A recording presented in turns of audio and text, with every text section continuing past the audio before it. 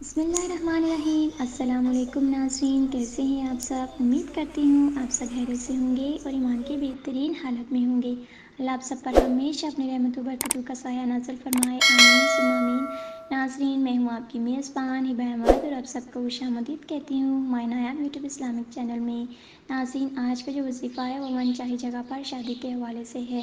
تو ویڈیو شروع کرنے سے پہلے میری آپ سے ایک چھوٹی سی گزارش ہے کہ اگر آپ ہمارے چینل پر نئے ہیں یا ابھی تک آپ نے ہمارے چینل کو سبسکرائب نہیں کیا تو ابھی ہمارے چینل کو سبسکرائب کر دیجیے، لائک کیجیے، شیئر کیجیے اور ساتھ میں لگے بیل آئیکن کو بھی پریس کر دیجیے تاکہ آپ کو ہماری مزید آنے والی ویڈیوز کی اپڈیٹس پر وقت ملتی رہیں۔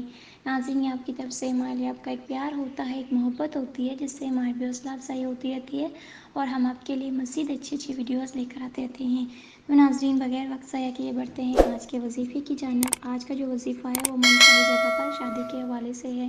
جو لڑکے اور لڑکیاں ابھی تک بیٹھے ہوئے ہیں، جن کی شادی نہیں ہو رہی اور اچھے رشتے کے انتظار میں ہیں، ان کو ان کے معیار کے مطابق رشتہ نہیں مل رہا، تو آج کا جو وظیفہ ہے یہ انہی لوگوں کے لیے ہے۔ اسے کرنے سے انشاءاللہ العزیز آپ دیکھیں گے کہ چند ہی دنوں میں آپ کو آپ کی من چاہی جگہ پر شادی ہو جائے گی، من چاہا رشتہ مل جائے گا آپ کے معیار کے مطابق۔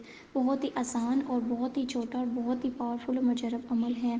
تو ناظرین، اس میں شرط صرف اتنی ہے کہ آپ جو وظیفہ کر رہے ہیں اپنے اسے کامل یقین کے ساتھ کرنا ہے، اپنے آپ کو، اپنے لباس کو، اپنے جسم کو اور جس جگہ پر آپ بیٹھ کر وظیفہ کر رہے ہیں اس جگہ کا پاک صاف ہونا بہت ضروری ہے، اور نماز کی پابندی تو بے حد ضروری ہے، جو میں ہمیشہ کہتی ہوں، کیونکہ اس کے بغیر کوئی بھی وظیفہ پراسر نہیں ہوتا۔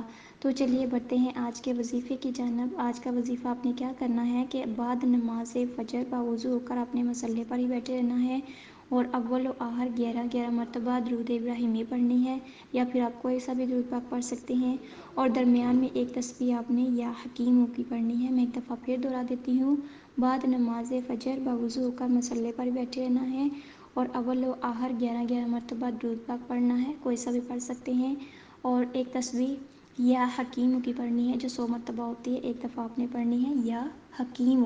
ٹھیک ہے، تو آپ نے جو ہے نا چند دن تک یہ وظیفہ کرنا ہے، تو انشاءاللہ العزیز آپ دیکھیں گے کہ چند ہی دنوں میں آپ کو آپ کی من چاہی جگہ سے کیسے رشتہ آتا ہے، آپ کو آپ کے معیار کے مطابق رشتہ آئے گا انشاءاللہ تعالی، اور آپ کی بہت جلد شادی ہو جائے گی۔ تو امید کرتی ہوں آپ کو ہماری آج کی ویڈیو پسند آئی ہوگی۔ اگر آپ کو ہماری ویڈیو پسند آئی، اچھی لگے، تو ہمارے چینل کو ضرور سبسکرائب کیجیے، لائک کیجیے، شیئر کیجیے اور ہمیں بھی اپنی دعاؤں میں یاد رکھیے۔ تب تک کے لیے مجھے دیجیے اجازت، ملتے ہیں نیکسٹ ویڈیو کے ساتھ۔ اللہ حافظ۔